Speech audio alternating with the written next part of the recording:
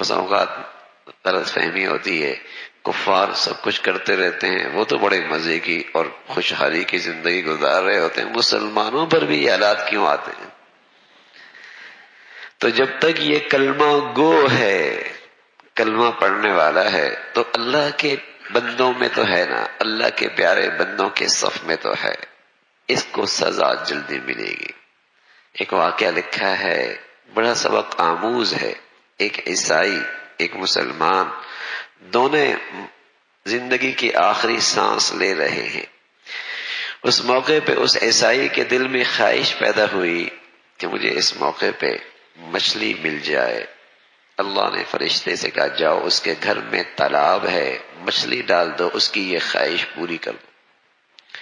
مسلمان کی چاہت ہوئی کہ مجھے اس وقت زیتون کا تیل میسر آ جائے۔ اللہ نے فرشتے سے کہا جاؤ الماری میں پڑا ہے، اسے گرا دو کہ اے اللہ امت انسانیت کا بھلا ہو جائے گا۔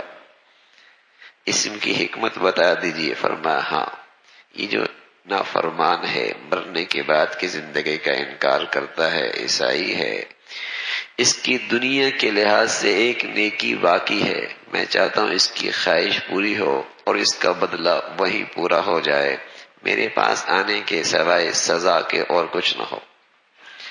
اور میرے مسلمان بندہ ہے، اس کی ایک خطا باقی ہے جو اسے یاد بھی نہیں، بھولا ہوا ہے، میں چاہتا ہوں اس کی وہ خواہش ٹوٹے، اس پہ وہ صبر کرے، میں اس کی وہ خطا بھی معاف کر دوں تاکہ میرے پاس جب آئے تو صاف ستھرا ہو کے آئے، صاف ستھرا ہو کے۔ تو بس اوقات اللہ اپنے بندوں کو آزمائشوں میں ڈالتا ہے اور ایسا یہ صاف ستھرا ہوتا ہے جیسے خزاں کے موسم میں درخت پر ایک بھی پتا نہیں رہتا۔